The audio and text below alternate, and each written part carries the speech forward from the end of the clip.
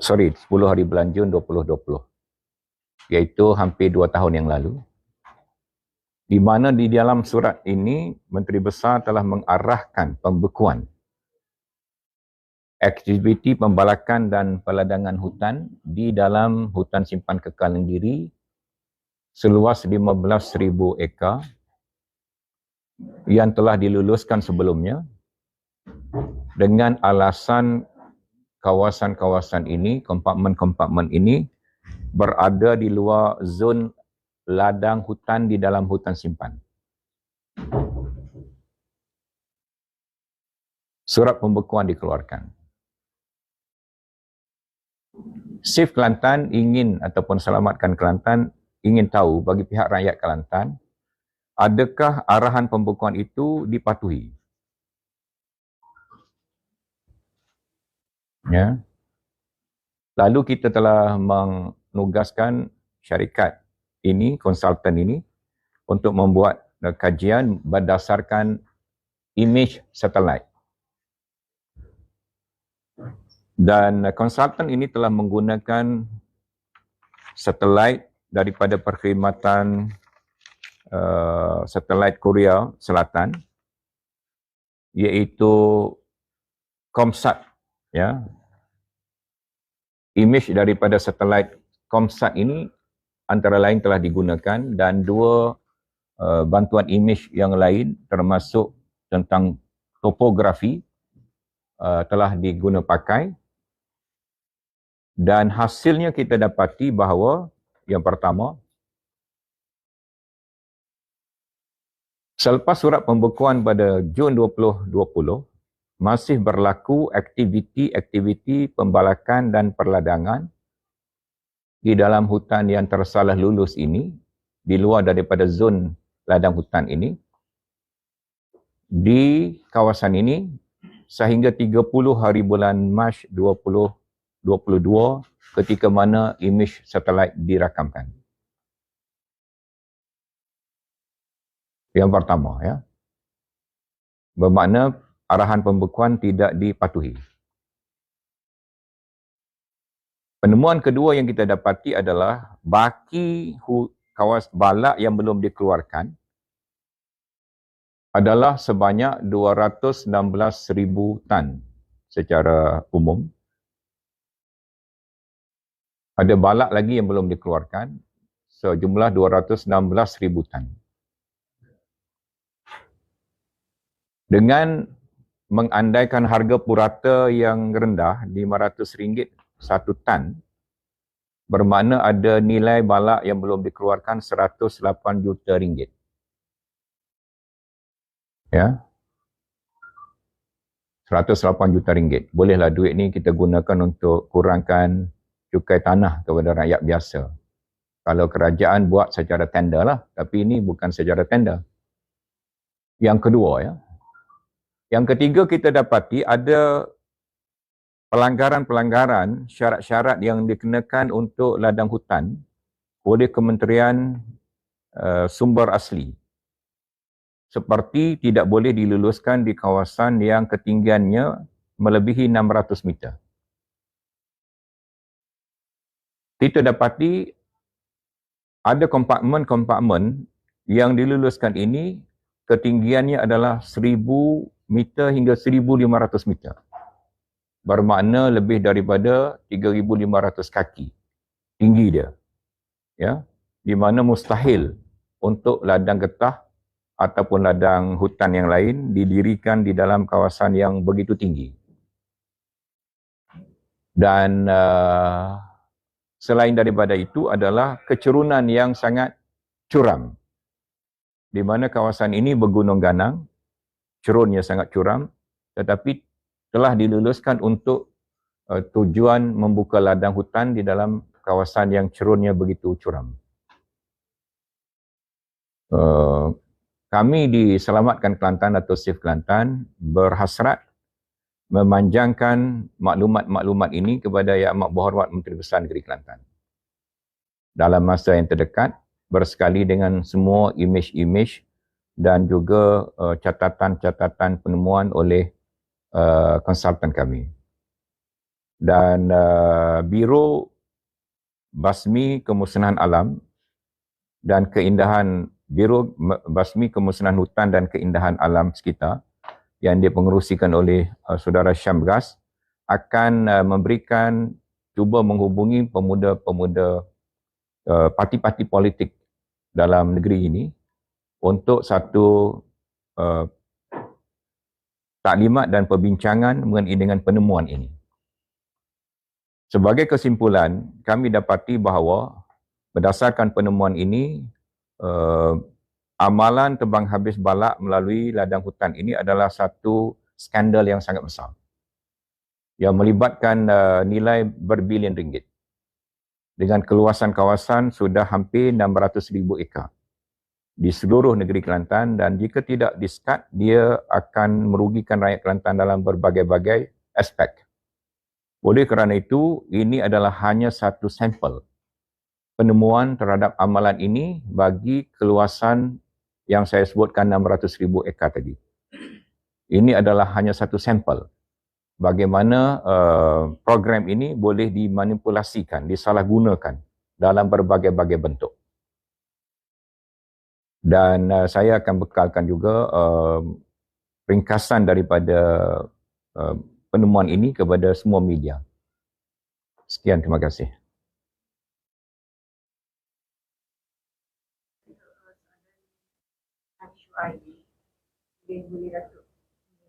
Soalan? Air, okey. Okey. Boleh. InsyaAllah. Dakwaan mengatakan 7 bilion untuk membina semula loji air itu, adakah benar? Okey. Hari ini ada laporan media yang berhormat Timbalan Menteri Besar membuat kenyataan untuk selesai masalah air ini, Kelantan memerlukan peruntukan 7 bilion ringgit. Itu kan? Yang pertama, Datuk TMB kena jelaskan untuk apa 7 bilion tersebut. Ya. Kena jelaskan pada rakyat. 1 bilion untuk apa, 2 bilion untuk apa. Jangan sebut 7 bilion, nanti orang bagi 7 bilion, untuk air 3 bilion dah cukup, 4 bilion tu habis, tak boleh lah. Jadi mintalah Datuk TMB yang telah umumkan itu, senaraikan pecahan-pecahan perbelanjaan 7 bilion tadi. Sekali imbas, saya rasa itu adalah lebih daripada keperluan. Ya.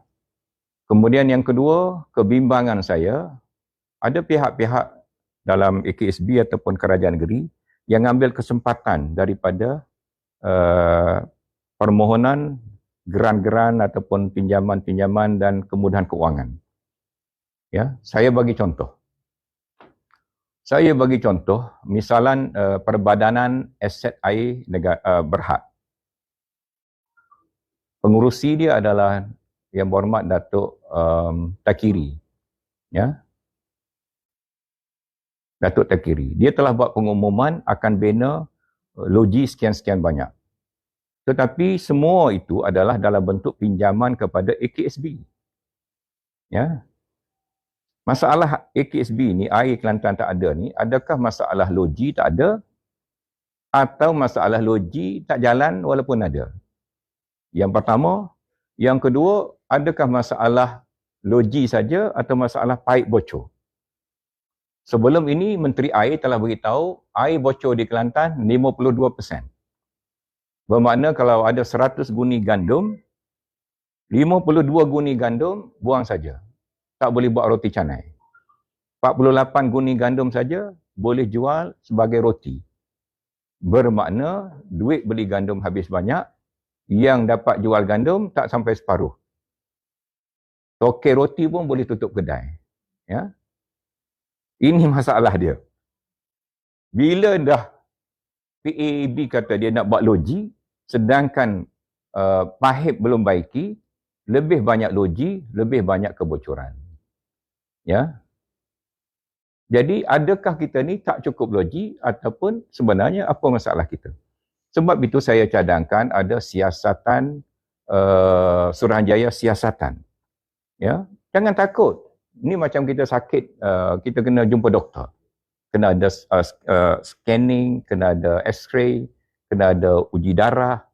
Oh, ni doktor-doktor pakar dengan alat-alat moden. Baru kita boleh tahu apa penyakit, baru kita boleh tahu apa ubat. Kalau kita agak saja, sakitnya semput, kencing manis, tapi kita beri makan ubat yang salah, nanti Datuk TMB kata kena stroke. Ada saya tengok video masa dialog hari raya baru ni. AKSB dah kena stroke. Major stroke. Tak boleh makan. Baru boleh bangun, makan nasi air. Ya, ini TMB dah mengaku. Saya ucap tahniah lah pada TMB. Kalau saya cakap AKSB kena stroke, ramai orang pas marah. Tapi dah Datuk TMB kata AKSB kena stroke, samalah dengan pendapat saya. Tetapi pada pendapat saya, AKSB kena stroke bukan kerana orang lain. Self-inflicted stroke. Dia pergi buat benda-benda sehingga dia sendiri kena stroke. Iaitu salah guna dalam berlaku, penyelewengan berlaku, kepentingan-kepentingan pihak-pihak yang tak sepatutnya menjadi amalan AKSB. Ya, itu sebab kena stroke. Itu sebab kita kena ada Suruhanjaya Siasatan kenapa AKSB sampai kena stroke. Stroke tu penyakit tu. Baik, saya bagi satu contoh ya. Saya bagi contoh, saya cadang nak tulis hari ni, tapi dah media datang. Pelaksanaan mini loji. Perasan tak? Esko Air YB Azami ada sebut, kita selesai masalah air dengan buat mini loji. Saya ambil contoh, satu mini loji dibuat oleh satu syarikat. Saya tak akan namakan syarikat hari inilah. Syarikat ini semua dilantik secara tender runding. Tak ada buka tender. Salah satu syarikat yang dilantik adalah yang berdaftar dengan CITOS. Ya, cuba tanya Esko. Betul tak syarikat ini ada yang berdaftar dengan CITOS, dilantik sebagai kontraktor untuk mini loji yang tidak dibuat secara tender terbuka. Dan mini loji tersebut, hari ini saya tak sebut lah. Tapi kalau Esko dah sebut, saya akan tanya saya boleh sebut di mana. Mini loji tersebut sepatutnya siap sama dengan loji Kampung Teluk bulan Disember baru ni. Selepas 3 tahun lebih terlambat siap. Dia patut siap 2 tahun loji Kampung Teluk. Dia siap 5 tahun kemudian. Iaitu bulan Disember baru ni. Kemudian ikut kenyataan Menteri Air, mini loji yang tersebut siap sekali dengan loji Kampung Teluk. Kampung Teluk dah siap tapi air tak ada. Mini loji yang tersebut yang dapat pada syarikat kontraktor CITOS tadi belum siap-siap lagi. Jadi berapa bilion duit pun tidak akan menyelesaikan masalah. Bukan masalah duit di sini. Masalah kepakaran, masalah niat yang betul, masalah desain yang betul. Soalan cadangan bagaimana mengatasi masalah air? Masalah air yang pertama, tidak ada kronisme. Ya? Tidak ada kronisme. Saya beri contoh, pengarah Jabatan Teknikal Air, umur dia masih sangat muda. Ya? Tapi dia tak ada pengalaman bahagian teknikal air. Tapi dia baik dengan satu orang wakil rakyat, dia dapat jadi pengarah Jabatan Teknikal Air. Kemudian saya bagi contoh yang lain. Minta maaf lah ya, saya bukan anti Datuk Mat Yaakob, Menteri Besar. Salah seorang anak Datuk Menteri Besar adalah pengurus jajahan air. Dia, setakat yang saya tahu, hanya ada diploma bukan dalam bidang industri air. Dan jawatan tersebut pun bukan didapati secara proses yang biasa. Ya. Dan kebetulan adik Menteri Besar juga adalah ahli lembaga air.